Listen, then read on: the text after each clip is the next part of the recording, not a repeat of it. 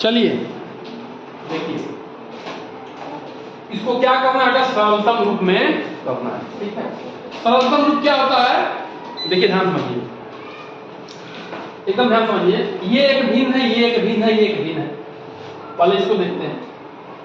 इस भिन्न में दो चिन्ह हमें दिख रहे हैं, एक गुणा का है, ये गुणा का, और एक भाग का। ठीक है, तो देखिए बेटा, जब बीच में गुणा होगा तो हम किसी को ऊपर नीचे भाग दे सकते हैं। ठीक है, अगर हम अंश का गुणा अंश में, हर का गुणा हर करके यहाँ पे लिख दें तो कोई दिक्कत नहीं है। लेकिन सरलतम रूप का मतलब ये होता है कि कट कट के दोनों के बीच जो है एक कॉमन फैक्टर है, यानी कि अब वो किसी से एक के अलावा किसी से कटे नहीं। ठीक है ना, ऊपर नीचे बात समझ रही है? अब देखो बच्चा, यहाँ पे 11 दिख रहा है ना, एक एक से चेक करेंगे हम लोग। 11 से कुछ कटने वाला लग रहा है नीचे, सही? हाँ, क्या लग रहा है? 22।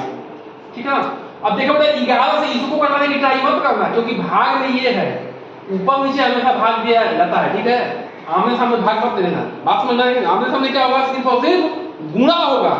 आमने सामने क्या होगा? गुणा। आज जो ऊपर नीचे बटे का चिन्ह है, ये भाग का चिन्ह है। किसका चिन्ह है? ये भाग का चिन्ह है। ठीक है ना, ऊपर नीचे भाग होगा। ठीक है, तो देखिए मैं जब कर रहा हूं, ठीक है ना, तो यहां पे मैं भाग दे रहा हूं बच्चा। ठीक है, हल कर रहा हूं मैं। ठीक है, तो देखिए बेटा, यहां पे हम लोग 11 से ऊपर भाग देंगे, 11 से नीचे भाग देंगे। क्यों? क्योंकि जब सेम संख्या से कटेगी तब भी भाग देंगे, एक को नहीं घटाएंगे। ठीक है, देखिए 11 का में 11 दूनी का 22। ठीक है, अब देखिए 5 से कुछ कटने वाला लग रहा है ऊपर, लग रहा है, ये लग रहा है ना, तो 5 का में 5, 5 5 25।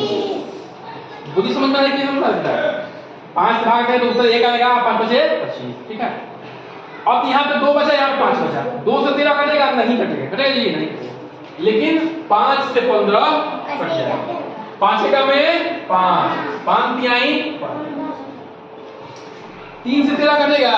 नहीं कटेगा। नहीं कटेगा ना, तो अब कुछ भी कोई किसी से नहीं कटने वाला है, तो आमने सामने गुणा कर लेंगे। 1 का में 1, 1 13 13, 1 2 2 और 2 तिहाई 6। वैसे 1 से गुणा करने का कोई मतलब भी नहीं है, क्योंकि 1 से गुणा करने पर वही संख्या आती है। आती नहीं? बताइए। और 1 2 2 2 तिहाई 6। अब इसको हम लोग हल करते हैं। देखिए,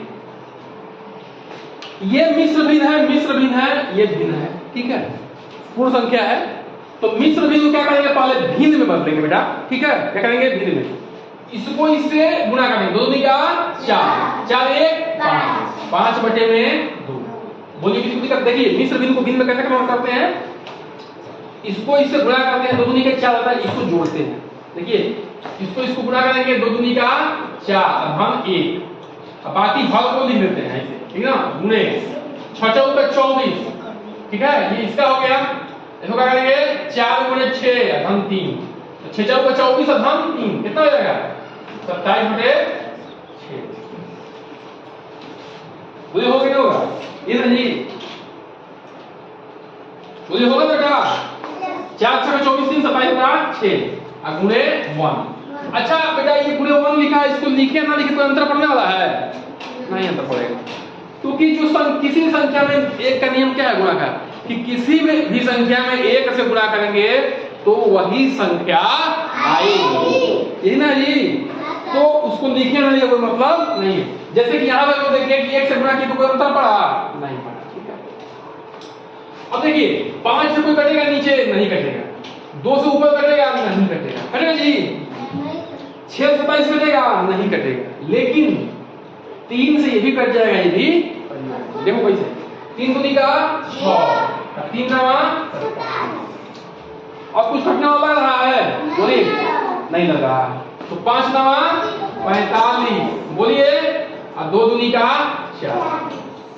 अब देखिए, इसको हम लोग सही के रूप में भी लिख सकते हैं। जैसे देखिए, यहाँ पे सही के रूप में, मिश्र भिन्न रूप में 13 में 6 से भाग दिया, 6 दूनी का 12, इतना 1 है जी।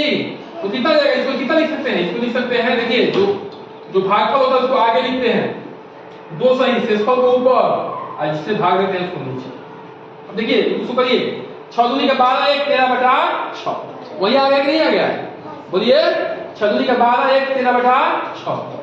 अब 45 को भी लिख सकते हैं बच्चा, देख कैसे, ठीक है, ये 45 है, मैं 4 से भाग दिया, 4 एकम में 4, 0 हो गया, 5 उतरा, 4 एकम में 4, 1 आ गया, है ना? ठीक है, क्या लिख सकते हैं? देखिए 11 आगे ले जाएगा जो भागफल है, फिर इसको ऊपर चला जाएगा और जिससे भाग रहे हैं भाजक नीचे। अब देखिए 11 44 44 से 45/6, ठीक है ना? चलिए इसको नोट डाउन करिए, अगला सवाल दे रहे हैं उसको प्रैक्टिस करिए।